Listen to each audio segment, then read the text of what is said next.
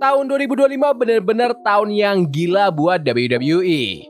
Kita lihat banyak legenda pensiun, ada kontrak gede sama Netflix, dan The Bloodline juga berubah total. Tapi kalau kita kilas balik ke momen paling meledak setahun belakangan, ada satu nama yang paling menonjol. Dari detik pertama dia muncul di SmackDown udah kelihatan banget. Orang ini nggak cuma punya karisma, dia itu karismanya itu sendiri.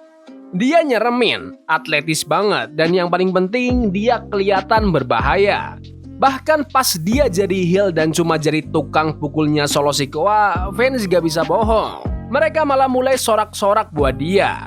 Fans ngelihat dia sebagai calon juara dunia masa depan. Dia sempat menangin United States Championship dari LA Knight di WrestleMania 41, terus berubah jadi babyface dan kelihatannya dia bakal langsung melesat ke main event. Terus tiba-tiba hilang gitu aja. Gelarnya copot, gak ada pertandingan lagi, cuma ada satu segmen backstage yang berdarah-darah. Terus hening.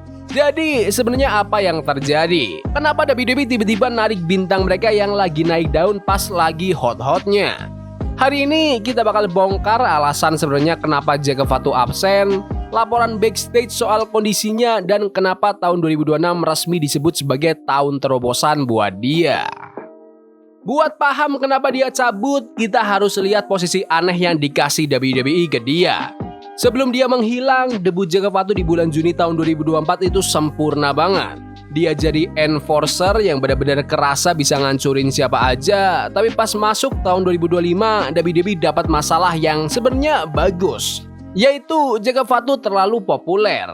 Dia akhirnya pisah dari Solo Sikoa yang berujung ke mega duel di Night of Champions. Tapi disinilah bookingannya mulai kerasa agak aneh. Dia kalah dan kehilangan gelar US title-nya balik ke Solo, itu pun cuma gara-gara diserbu sama pasukan Jesse Mateo dan Tongan Brothers. Setelah itu dia berubah total jadi babyface dan oke, kita emang suka Jacob jadi orang baik. Tapi penulisan ceritanya mulai kerasa agak ngebosenin atau itu-itu aja.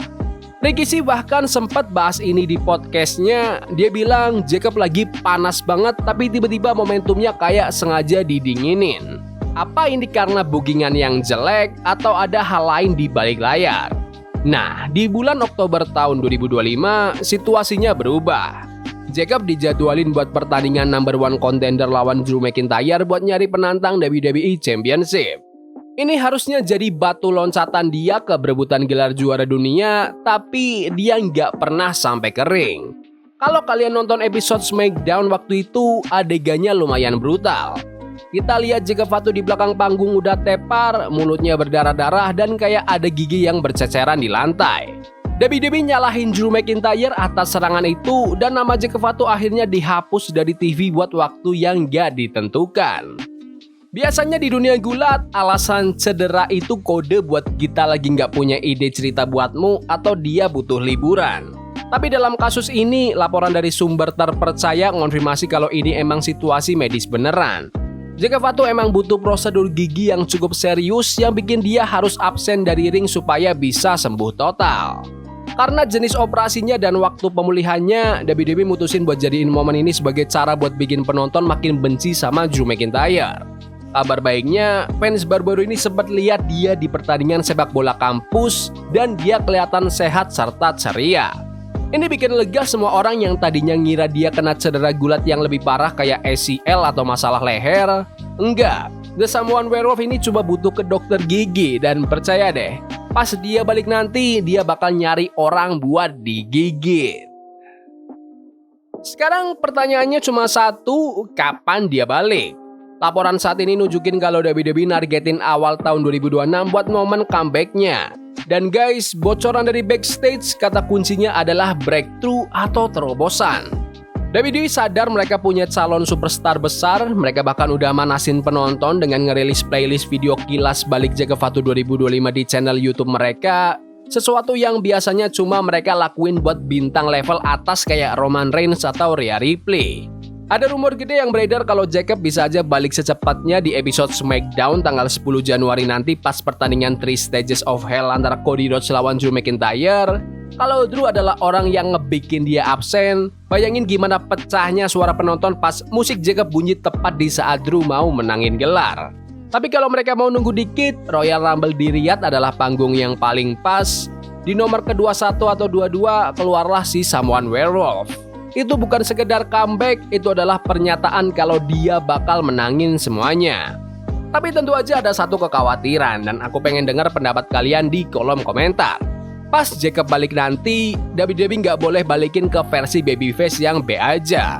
Fans suka sama dia karena dia itu kayak hewan buas, dia itu orang yang badannya gede tapi bisa lari, loncat, moonsault dan kelihatan kayak orang kesurupan di sudut ring. Dia harus jadi unstoppable force. Mau dia di Raw atau tetap di SmackDown buat bantuin roster yang jujur aja lagi nunggu kedatangan Obawemi sama Trick Williams. Jacob Fatu harus jadi sang alpha. Kalau Drew McIntyre beneran bisa ngalahin Cody Rhodes buat dapetin gelar, feud antara Fatu dan McIntyre buat World Championship adalah ladang duit paling gede buat SmackDown di awal tahun 2026. Ceritanya gampang banget ditulis, balas dendam, kekuatan, dan dua orang paling fisikal di perusahaan ini. Jacob Fatu itu adalah calon juara dunia masa depan. Titik. Dia punya garis keturunan, punya tampang, dan gaya bertarung yang gak bisa ditiru sama siapapun di roster sekarang. Tahun 2025 itu cuma perkenalan, tahun 2026 harus jadi tahun dia berkuasa. Tapi aku pengen nanya ke kalian. Kalian pengen lihat Jacob Fatu balik sebagai babyface monster atau dia harus balik jadi heel yang paling nyeremin? Dan menurut kalian, apa dia orang yang bakal akhirnya ngerebut gelar dari orang kayak Drew McIntyre atau Cody Rhodes? Komen pendapat kalian di kolom komentar. Ya udah gitu aja video hari ini. Jangan lupa like dan subscribe ke channel ini karena gue pengen 20.000 subscribers di bulan ini. Tolong bantu. Yes boy, see you. Love is a game we play incognito. Forbidden fire on Nico. Burning for love we can hold. I wish we were